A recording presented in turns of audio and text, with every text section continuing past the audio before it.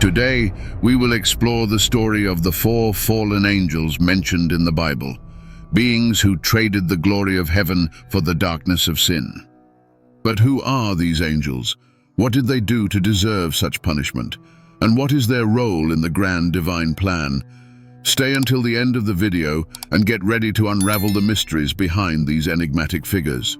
Angels are spiritual beings created by God to serve Him and carry out His orders. Even before the creation of the world and humanity, God formed the angels who praised and worshipped Him incessantly. Among them, some stood out for their beauty, power, and wisdom. These were the archangels, leaders of the heavenly hosts. However, not all angels remained faithful to their original purpose. Some, driven by pride, envy, or ambition, decided to challenge God's authority. These angels who strayed from divine light and fell into darkness are known as the fallen angels. The Bible mentions four of these angels who are the most well-known and feared: Lucifer, Samyaza, Azazel, and Beelzebub. Lucifer is the most famous and powerful among the fallen angels. His name, which means light-bearer, reveals the grandeur of his original position. He was considered the most beautiful angel and was among the closest to God. According to Christian tradition, Lucifer was the archangel responsible for music and singing in heaven. But he was not content with his position and desired to be equal to or greater than God. As the prophet Isaiah recounts, Lucifer desired in his heart to ascend above God. Lucifer managed to convince other angels to join his rebellion, resulting in a heavenly war against God. But God sent the archangel Michael and his angels to fight against Lucifer and his followers. As a result, Lucifer and his fallen angels were cast out of heaven, becoming the devil and demons. The light-bearer became Satan, the adversary. Since then, Satan has sought to deceive and lead humanity away from God, leading them to sin and perdition. Satan is the enemy of God and the prince of this world, also known as the father of lies and the roaring lion seeking whom he may devour. Another fallen angel is Samyaza, one of the leaders of the rebellion. His name means "he who sees God," and he was known for his wisdom and knowledge of heavenly secrets. According to the Book of Enoch, an apocryphal text mentioned by some biblical authors, Samyaza was the chief of the Watchers, a group of angels sent by God to earth to observe and teach human beings. Samyaza and the Watchers allowed themselves to be seduced by the daughters of men, joining them and transgressing divine law. According to the Book of Enoch, in those days, daughters were born beautiful and attractive, and the Watchers, sons of heaven, saw and desired them. They said to each other, "Let us choose wives from among the daughters of men and beget children with them." Samyaza, being their leader, led the group that swore together and bound themselves under a curse. In total, 200 angels descended upon Ardis on the summit of Mount Hermon. Samyaza and the Watchers took wives from among the daughters of men and taught them and their children the secrets of heaven, such as astrology, magic, plants, weapons, and jewelry. However, this knowledge was used for evil, and the earth was filled with violence, corruption, and impiety. The sons of the Watchers and the women became the Nephilim, giants who devoured men and animals, causing destruction on earth. The Book of Enoch describes that the giants turned against men to devour them, sinning against birds, animals, reptiles, and fish. They devoured each other's flesh and drank the blood. Then the earth cried out against the violence that had been committed on it. God also punished Samyaza and the Watchers by chaining them in the abyss, a place of darkness and torment where they await the final judgment. It is also said in the Book of Enoch that God ordered the destruction of everything on earth and the preservation of a seed for all future generations. God told Raphael to bind Samyaza so that he would not see the light, and that on the great day of judgment he would be cast into the fire. God healed the earth that the angels had corrupted and proclaimed that he would not destroy all flesh by means of the flood he had prepared. God also instructed Michael to announce to Samyaza and his associates, who had joined the women and defiled themselves with their impurities, that after their sons killed each other and witnessed the destruction of their loved ones, they would be chained for 70 generations under the hills of the earth until the day of judgment and their final consummation. On that day, those who are in the abyss will be cast into the fire and tormented in a place of incessant punishment. Those who are punished and destroyed will be imprisoned with them until the end of time. Thus, Samyaza and the Watchers were condemned by God, and their sons, the Nephilim, were annihilated by the flood. However, some survived and became evil spirits that roamed the world seeking bodies to possess and souls to corrupt. Samyaza is the fallen angel who represents perverted wisdom, ruthless curiosity, and unrestrained lust. Azazel is another of the fallen angels, and also one of the most feared. His name means he whom God strengthens, and it was believed that he was the bravest and most skilled in the art of war. It is said that Azazel was one of the Watchers who joined the women and taught them the secrets of heaven. However, he stood out for introducing the manufacture of weapons, armor, and shields among men, as well as teaching women to paint their eyes, dye their hair, and wear jewelry and adornments. Thus, Azazel brought violence, vanity, and idolatry into the world. The Book of Enoch recounts that Azazel taught men to make swords, knives, shields, and breastplates, and also the secrets of metals and how to work with them, as well as showing the use of antimony to beautify the eyes, along with the techniques of dyeing and using precious stones. These teachings resulted in great corruption and perversion of morals, leading humanity to immoral and violent practices. Wickedness spread, and all their actions became perverted. As a consequence, God held Azazel responsible for all the evil he had caused on earth. God then ordered the archangel Raphael to bind Azazel and cast him into the desert, where he would remain until the day of judgment. The Book of Enoch describes the divine command: "Go, bind Azazel hand and foot, and cast him into the darkness.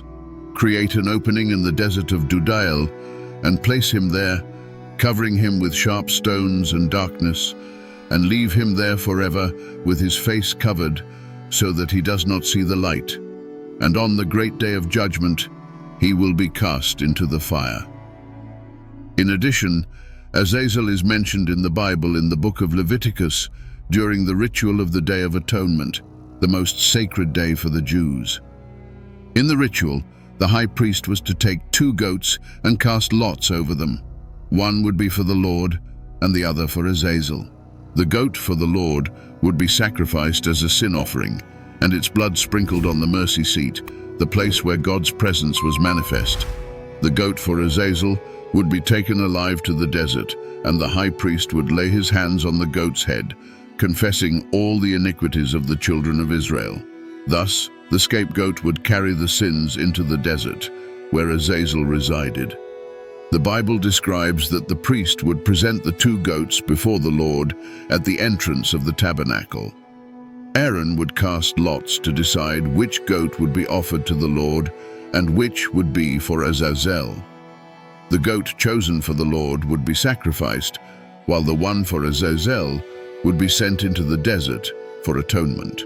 This ritual symbolized atonement for the people's sins and the separation between the sacred and the profane, between God and Azazel.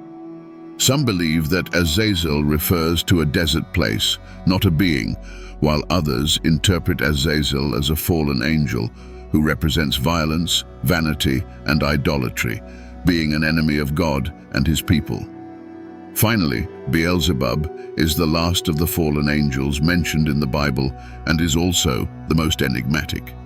His name means Lord of the Flies, and it is believed that he was the most repugnant and vile angel.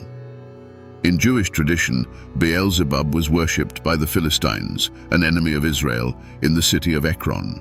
The Philistines believed that Beelzebub had the power to cause or cure plagues, diseases, and pestilences, also being the lord of demons. The Bible narrates that when they noticed the suffering caused by the presence of the Ark of God in Ashdod, the Philistines decided to send it to Gath. But the situation worsened. The hand of the Lord struck the city with great devastation, bringing tumors and afflictions upon its inhabitants. When the ark was transferred to Ekron, the Ekronites feared that the presence of the ark would result in more destruction. They cried out, "They have brought the ark of the God of Israel to us, to kill us and our people." They sent messengers to summon all the Philistine princes, asking that the ark be removed to avoid more deaths and tumors.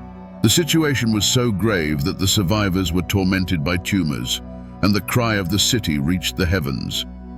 The Ekronites recognized the power of the God of Israel, the same who had struck the Egyptians with plagues in the desert. They decided to send the ark back to Israel, accompanied by a guilt offering, and prepared a new cart with 2 milking cows that had never been used for work. They placed the ark on the cart along with the gold objects offered and sent it toward Beth Shemesh in the hope that this measure could reverse the disaster. If the ark returned to its territory, it would confirm that the evil that afflicted them was indeed the work of the God of Israel. Otherwise, they would believe that what had happened was a coincidence. The Philistines also offered Beelzebub gold objects in the form of tumors and rats as a guilt offering. However, God did not accept these offerings and continued to punish the Philistines with more plagues and deaths. The Philistines consulted priests and diviners, seeking a solution to the situation. They were advised to send the ark with an expiatory offering corresponding to the number of Philistine princes, 5 gold tumors and 5 gold rats, representing the same plague that afflicted all of them. The idea was to create images of the tumors and rats and offer them as a way of glorifying the God of Israel, hoping that he would ease his heavy hand upon them and their lands. This offering was seen as an attempt to appease divine wrath and restore peace and prosperity between the Philistines and the Israelites. The Philistines were warned about the hardness of their hearts, comparing them to the Egyptians and Pharaoh, who also hardened their hearts after facing the plagues. The Bible states, "Why do you harden your hearts as the Egyptians and Pharaoh hardened their hearts after he afflicted them?" Despite the clear evidence of the divine presence, the Philistines persisted in their resistance, which resulted in more suffering.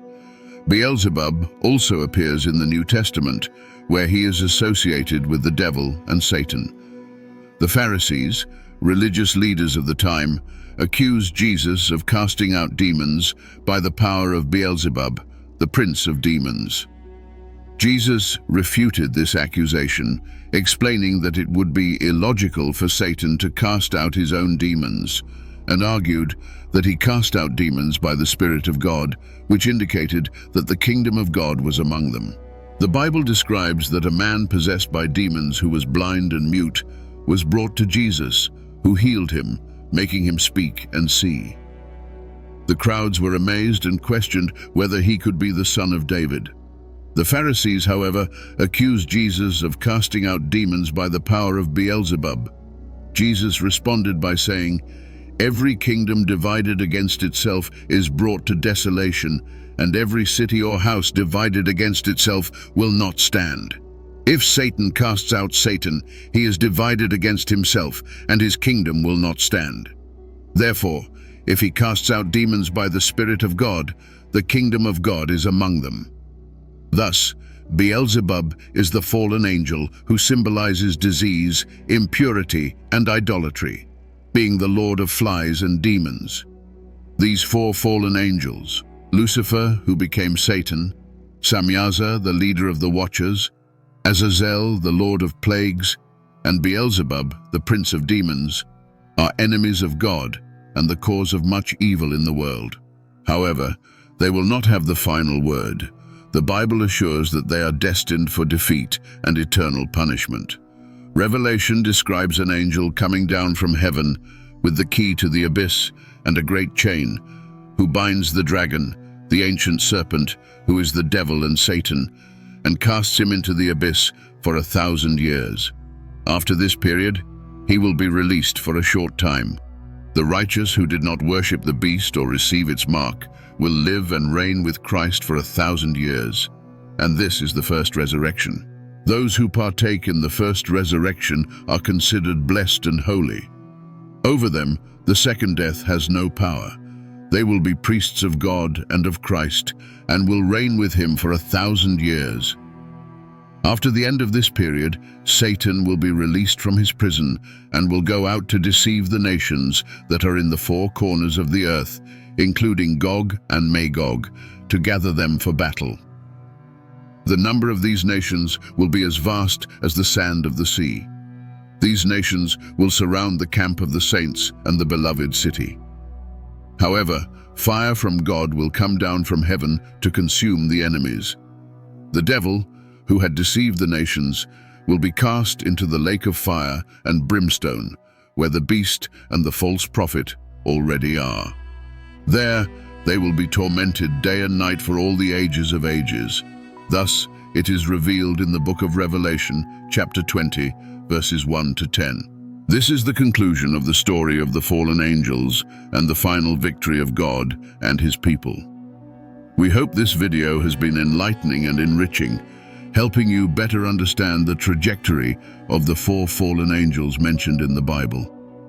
If you enjoyed this video, don't forget to like, share, and subscribe to our channel to continue following more fascinating and incredible stories about the Bible. God bless you and see you next time.